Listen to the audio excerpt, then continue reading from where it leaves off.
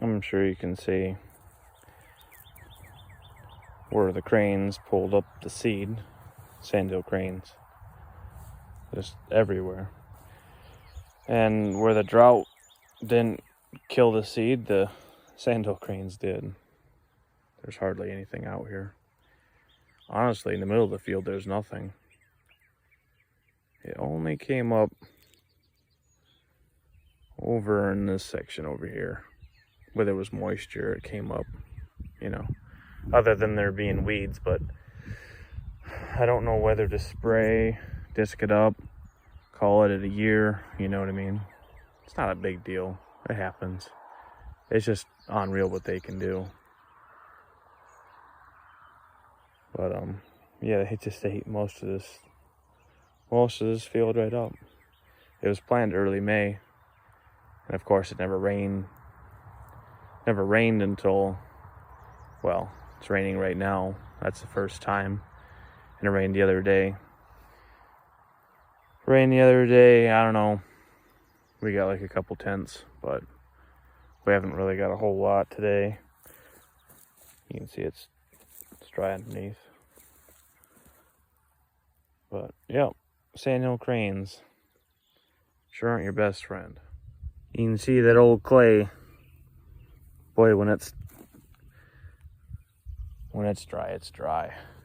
This is the wet spot of the field, and yeah, we haven't had rain in about a month.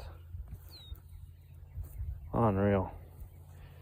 It's just sticky enough to make you, like I said, a few inches taller, but other than that, it's dry.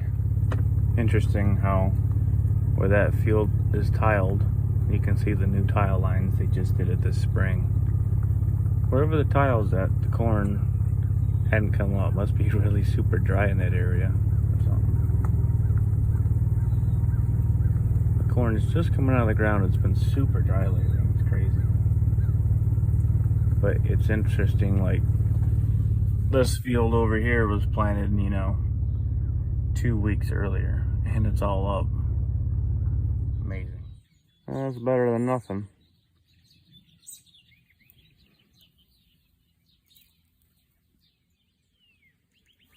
Well, the turnip greens and radishes don't look too bad. They've grown like crazy. The popcorn's doing pretty well. Fertilized it real heavy.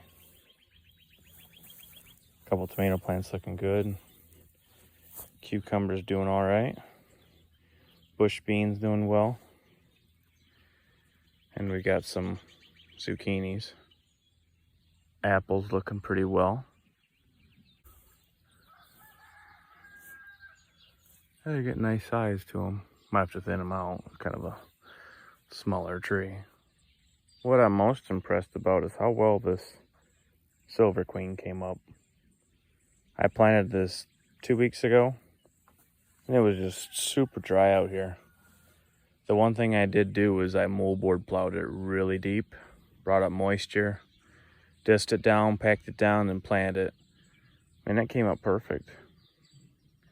I mean, I planted with an old junky Alice Chalmers 4-row pull type planter and a wobbly front Farm LM. That's kind of why we got the S curves, because it was real soft right there and it kind of pulled to one side. Oh well, straight rows are boring, right? It won't matter. You get more corn in a crooked row, right? All 92 tomato plants are doing well. That row goes way down there.